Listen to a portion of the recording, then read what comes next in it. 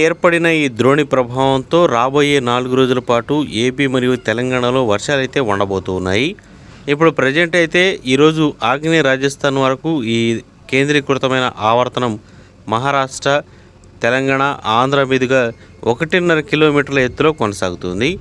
ఈరోజు రేపు తెలంగాణ రాష్ట్రం మరియు ఆంధ్రప్రదేశ్లో కొన్ని జిల్లాల్లో తేలికపాటి నుంచి మోస్తరు వర్షాలు అక్కడక్కడ కురిసే అవకాశం ఉందని పేర్కొనింది వాతావరణ శాఖ.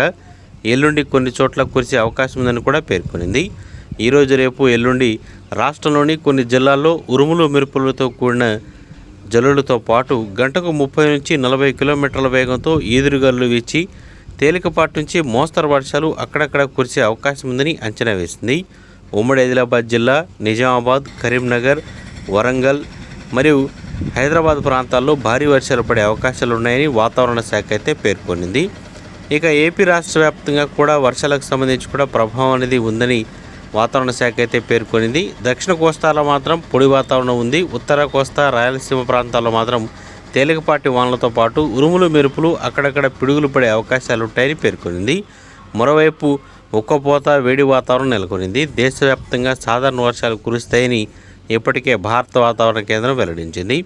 ఋతుపవనాలు సీజన్లో మాత్రం వర్షపాతం 102% నమోదయ్యే అవకాశం ఉందని కూడా అంచనా వేస్తుంది.